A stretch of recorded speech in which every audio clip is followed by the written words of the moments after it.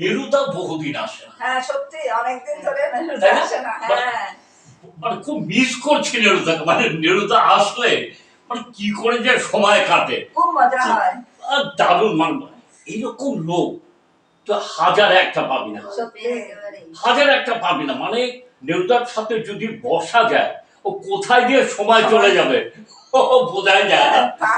সাংঘাতিক লোক। মানে আমি তো বলি যে নেরুদাকে মানে যদি একবার আনা যায়, মানে অক্সিজেন পাবে দেহের মধ্যে, তাই না বল? হ্যাঁ একটা অদ্ভুত জিনিস, মানে কি যে ক্যারেক্টার আমি তো বুঝেই পাই না নেরুদা। গল্পগুলো শুনতেও ভালো ওহ, লাগে। গল্প দাদা, শুনতো। আপনারা বাড়িতে আরে আছেন? সর্বনাশ, আরে অনেক কি দিন পর। কাকতালীয় ব্যাপার, দেখো দেখো, মানে বলতে বলতে নেরুদার আবির্ভাব। অনেকদিন ভাবছি আসবো আসবো, সময়ই পাচ্ছি না। তুমি বহুদিন বাঁচবে, তুমি ঠিক আছে, বহুদিন আপনাদের বাঁচবে, আশীর্বাদ আর কি বলবো। বহুদিন বাঁচবে। তা এক কাজ করেছো, নেরুদা যখন এসেই গেছে, তার ওই ঘরে গিয়ে বলছি। হ্যাঁ, হ্যাঁ। চলো চলো, চলো, চলো। না আপনি চলেন আমি আপনি যাবো। আসেন। আচ্ছা আচ্ছা, ওই ঘরে বলছি আমরা। ও এটা মানে বলতে বলতে এই একটু আগে আচ্ছা, আলোচনা হচ্ছিল। একটু বসেন ওখানে। একটু আগে আমরা আলোচনা করছিলাম যে নেরুদা আসলে অনেক দিন পর একটু জমিয়ে গল্প করতাম, বহুদিন পর। উফ, নেরুদা মাইরি, আপনি আসেন না কেন আমাকে বলেন তো? আরে সময় হয়ে ওঠে না। আরে সব জায়গায় সময়- টাকা বেশি করে। আরে সময় একটু করে আসতে হয় তো। হ্যাঁ হ্যাঁ, তা ঠিক, তা ঠিক। আপনি আসলে কি হয়, আপনি আসলে এই যে দুই দণ্ড বসলে আমাদের ভেতর একটা অক্সিজেন এসে যায়, ঠিক ঠিক ঠিক। ঠিক, ঠিক। তাই না? আপনি বসেন বসেন বসেন। উফ, মজার গল্পগুলো তো শুনতে খুব হ্যাঁ ভালো হ্যাঁ লাগে। হ্যাঁ। দারুণ দারুণ। এইখানে বলছি, তাই না? ঠিক যদি দেবতার কাছে না বলছে হ্যাঁ, মজা ঠিক ঠিক ঠিক। মজা পাবো না। আচ্ছা, বলছি উঠে পড়তে আরাম ঠিক করে। আছে ঠিক আছে অসুবিধা নেই। হ্যাঁ, দাদা তুমি বিছানায় এসো তো। ওখানে আসবো। হ্যাঁ এখানে বা এসো, দেরু- নাহলে জমছে না। বা দেরুদা পাশে বলবো। হ্যাঁ, হ্যাঁ, ঠিক আছে, তাহলে চেয়ার সরিয়ে দিয়ে দিয়ে ওই যে আমার ছোট্ট বাঘ, সেটাকে নিয়ে আমি বসি দেবতার পাশে। ওফ, যাক, দেবতার পাশে বসি। নেরুদার পাশে না বসলে তো না জমবেই বলতে না। না বসলে জমবে না ঠিক। উফ, নেরুদা মাইরি আজকে কতদিন পরে আসছো, যে লোকটা চিন্তার বাইরে, কতদিন পরে, তাই না? অনেকদিন পর। এর আগের দুটো দেবতার কথা বলছিলাম যে দেবতা আসে না, দেখাও হয় না। এই যে রাস্তাঘাটে বেরোই, কোথাও দেখাও হয় না। সে ব্যস্ত মানুষ তো। হ্যাঁ, দেখাই হয় না। নেরুদা হ্যাঁ আপনি যে সেবার বলছিলেন যে আপনি সুন্দরবনে গিয়েছিলেন, সেখানে বাঘের আরে সে তো সাংঘাতিক। সেই গল্পটা একটু বলুন না। সে গল্পটা যখন শুনবে তাহলে তা বলি। সেবার এই বর্ষার ঠিক আগে আগে সুন্দরবন জঙ্গলের ভিতরে ঢুকে পড়েছি, গভীর জঙ্গল, একাই, সঙ্গে কিছু নাই। আচ্ছা আচ্ছা, কিন্তু আমি তো ভয়টাই পাই না। বাহ! এই তো জঙ্গলে ঘোরা লোক। তারপরে তো দেখছি একটা মোটা সুন্দরী গাছের পিছনে একটা কি যেন চোখ জলজল করছে, সে বড় বড় চোখ।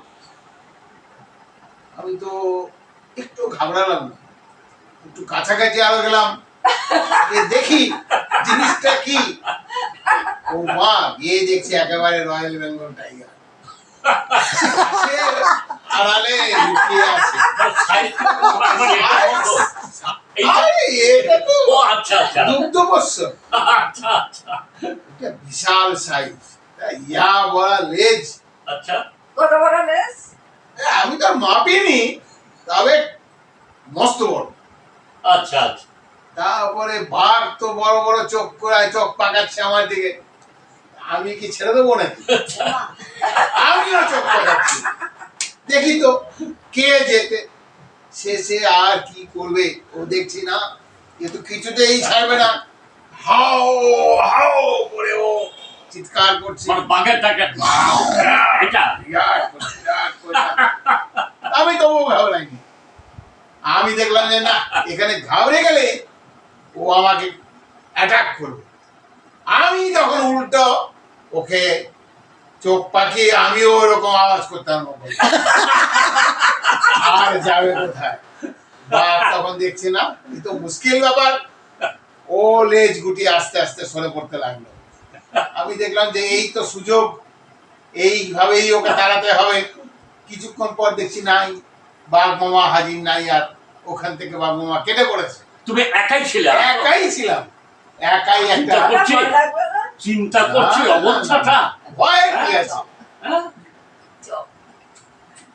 হ্যাঁ হ্যাঁ হ্যাঁ, হ্যাঁ। তারপরে তারপরে তারপরে তারপরে তো ভাবলাম যে না না, আর ভয়ের কিছু যখন নাই, বাঘই যখন চলে গেছে ওখানে আর কে কি করবে। আমি তো সেই জঙ্গল বেরিয়ে আবার যেখানে আমার বাড়ি, বাড়ির দিকে রওনা দিলাম। এই হচ্ছে বাঘের।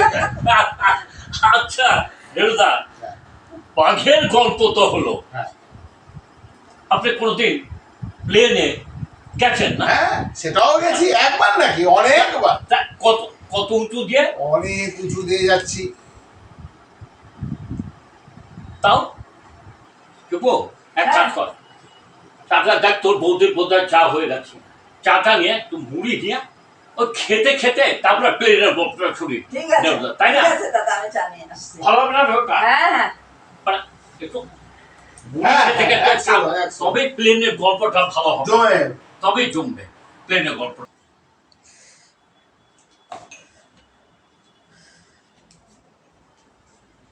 এই তো এসে গেছে শুভ। আরে একটু চা এসে নাও, কি জম্পে শানি কিতে রাখ এখানে। দেবতা তবে কোথায় চা খায় না? না, আমি চা খাই না। কেন খান না চা? আমার চা ঠিক ভালো লাগে না, তাই? রাত্রিবেলা ভালো লাগে না। তা আপনি যখন ফরেস্টে যান তখনও চা খান না? না, ওই খেয়েই বেরোই, আর ও আচ্ছা, তখন একটা টেনশন থাকে, হ্যাঁ, বাঘ হ্যাঁ, হাতি এগুলো দেখতে সামনে হবে, আসবে, তাদের মোকাবিলা করতে হবে। এগুলা টেনশন থাকে। আচ্ছা আপনি বলে খান। মুড়ি খান, মুড়ি খেতে ঠিক খেতে, ঠিক ঠিক ঠিক। মুড়ি খেতে খেতে আমাদের কোথায় যেন গল্পটা আটকে গেছিল, প্লেনের গল্প। প্লেনের গল্প। হ্যাঁ, এবার সেটাই একটু শুনুন। হুম হুম একবার তো প্লেনে যাচ্ছি, সিলে প্লেনটা টেক অফ করার পর উপরে উঠলো, এর মধ্যেই আকাশে প্রচুর মেঘ, হুম হুম হালকা হালকা বাতাসও দিচ্ছে। হুম। যখন উপরে আরো উঠেছে, শুরু হয়ে গেল বৃষ্টি। আচ্ছা, বৃষ্টি মানে সেই সাংঘাতিক বৃষ্টি, হুম। সে বড় বড় শিল পড়ছে সেই প্লেনের উপরে। আপনাদের হাতে ছাতা ছিল না? না, ছাতা ছিল, ছাতা তো নিয়ে আমাকে প্লেনে উঠতে দেবে না। এখন ঘটনা হলো, ওই শিলটা পড়াতে আওয়াজটা হচ্ছে আমার বাড়ির মতো। বাড়িতে টিনের ঘর, টিনের চালায় যেমন টুকটাপ টুকটাপ শিল পড়ে, আর এখানে ঝমঝম করে পড়ছে, আওয়াজটা বেশি হচ্ছে, বড় বড় শিল। তাই এমনি প্যাসেঞ্জার ঘুমিয়ে পড়ে নাই তো? হ্যাঁ, এই ঠান্ডা ওয়েদার, তার মধ্যে শিল পড়ছে, বৃষ্টি হচ্ছে, সব প্যাসেঞ্জাররা ঘুমিয়ে যাচ্ছে। তারপর আমি দেখলাম এইটাই একটা সুযোগ, আমি একটু ঘুমিয়ে নি। কিছুক্ষণ ঘুমিয়ে নিলাম, তারপরে তো প্লেন অনেকটা টা যাওয়ার পর আস্তে আস্তে বৃষ্টি থামলো, প্লেন ল্যান্ড করলো। সেইখানেও দেখছি জল ফল জমে গেছে, কাদা হয়ে গেছে রানওয়েতে। উপর থেকে কয়েকবার চক্কর মেরে মেরে মেরে মেরে তারপরে সেই প্লেন কোনোভাবে নেমে আসলো। জলের মধ্যে না, জলের থেকে কিছুটা উপরে একটু যেখানে শুকনা ডাঙা ছিল, সেইখানেই প্লেনটা গিয়ে দাঁড়ালো। তারপরে বাইরে বেরিয়ে দেখছি প্লেনের উপরে জায়গায় জায়গায় ফুটো হয়ে গেছে, শিল পড়ে পড়ে। সেটা তো ভয়ঙ্কর দৃশ্য, যদি দেখতে পেতেন তাহলে বুঝতে পারতেন কি জিনিস আমি দেখে আসলাম।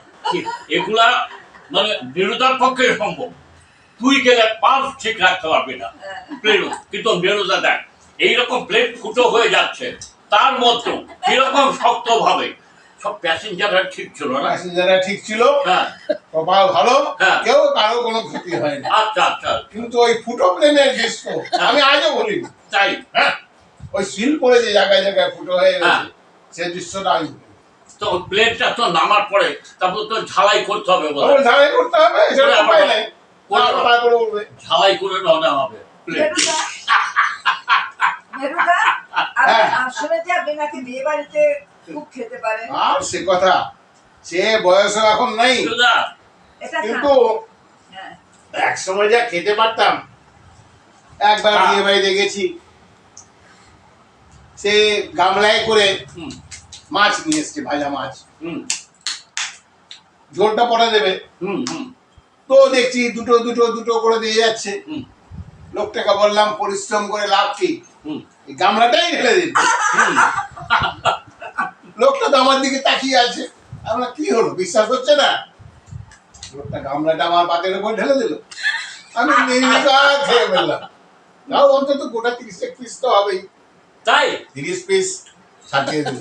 তোমার পাকস্থলে কয়টা নিরুদা? আরে সেটা কেমন করবো, ও, আমি আচ্ছা, তার আচ্ছা। ভিতরে ঢুকিনি। এখন তো রসগোল্লা হ্যাঁ, রসগোল্লা তো আর কি বলবো। নিরুদা কিন্তু খামচিনের পাকস্থলী আমার মনে হয়, তাই না? না হলে এক গামলা ঢুকালো কি করে বলতো? তারপর তো সে মিষ্টি নিয়ে এসছে বালতি করে, আচ্ছা। ও একই অবস্থা, হুম ও একটা দুটো করে দেয়। হুম আরে ওতে কি আর আমার পোষায় নাকি? আমি বললাম দেবেন যখন বালতির উপরে করে ঢেলে দেন। সেই তো ভদ্রলোক দিতে চাইছে না। হুম ভাবছি আর এতগুলো খেতে পারবে না, নষ্ট করবে নাকি? না না না না, কোনো ব্যাপারই না, নিশ্চিন্তে চলে যাবে, আপনি শুধু দিতে পারলেই হলো। এ একেবারে টপাটপ টপাটপ সব মেরে দিয়েছে। সব মেরে দেয়। নেটুদা, মানে এটা কত নম্বর? আরে আপনারা এখন তো বিশ্বাস করবেন না, তখন তো সিনটা জানো না, এগুলো ঠিকই, সবগুলো। আমি করে দেখিয়েছি, করেছি তো। আচ্ছা, আপনি যে একবার নারকেল গাছের যে টাপ পেরে খেয়েছিলেন হ্যাঁ। সেটা, মানে গাছে উঠে উপরে উঠে, হ্যাঁ শোনোই না। তাই? এই গরমের দিন হ্যাঁ প্রচন্ড পিপাসা পেয়েছে, হুম। রাস্তা দোকান ফোকান সব বন্ধ রোদের জন্য। হ্যাঁ কোথাও থেকে যদি জল খাবো তার উপায় নাই। আচ্ছা। দেখছি রাস্তা থেকে দূরে একটা বাড়ির মধ্যে একটা নারকেল গাছ, সে উঁচু, আর লম্বা উঁচু। উঁচু নারকেল গাছ কিন্তু। হ্যাঁ। সেই গাছটা দেখে আমি বললাম, না, এবার জল পিপাসা মেটাতে হবে অন্যভাবে। গাছটা তত্তর তত্তর করে উপরে উঠে গেলাম,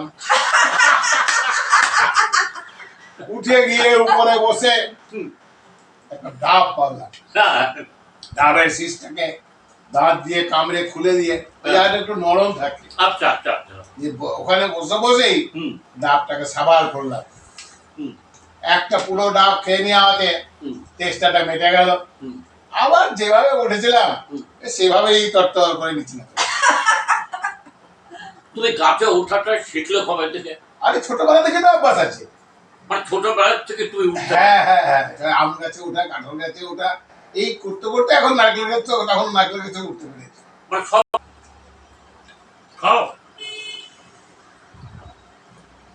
বলতে খা, ঠিক আছে ঠিক আছে। এনে আচ্ছা নেরুদা, হ্যাঁ, আপনি তো এত গল্প আমাদের বললেন, এখন একটু বলেন তো সাপের কোনো কিছু ভালো সাপ আপনার অভিজ্ঞতা আছে? হ্যাঁ আপনি প্রচুর। প্রচুর প্রচুর। আমার তো জঙ্গলে জঙ্গলে ঘুরে বেড়ানো ও, কাজ, তাহলে একটা অভিজ্ঞতা জঙ্গল পাহাড় এই সমস্ত ঘুরে বেড়াই। জঙ্গলে জঙ্গলে ঘুরে বেড়ানো ওরে বাবা। এই তো এইটুকু টুকু সাপ নাকি, সে বিশাল সাপ, আচ্ছা সে ফনা তুলে আছে, কিং কোবরা। King cobra. বাহ, বুঝলি, কিং কোবরা। ভয় তা আমি তো পায়। ভয় টয় পাই না, চিরকালই তাই। দেখলাম যে না, এই সাপের মুখোমুখি দাঁড়াতে হবে। ও তাকাচ্ছে আমার দিকে, আমিও তাকাচ্ছি ওর দিকে। হাতের কাছে কিছু খুঁজছি, হাতে কিছু কিছু পেলে তাড়া করবো। তারপরে একটা ডাল গাছের ভেঙে নিলাম, হুম। যেই ডাল তুলেছি ও মাথা নিচু করে সোজা এদিক ওদিক করে করে খেতে বসে, সুর করে চলে গেল। সুরসুর করে চলে গেল মানে নিরুদাকে দিয়েই ও ভাগলো, দেখ একদম। দেখ। আমরা দেখি। আমাদের এই ভিডিওটা কেমন লাগলো আপনাদের, সেটা লাইক এবং কমেন্ট দিয়ে আমাদের জানাবেন, তাহলে আমরা জানতে পারবো যে আপনাদের কিরকম লাগলো। সবাই ভালো থাকবেন, সুস্থ থাকবেন। আজকে এখানেই শেষ করি। নমস্কার।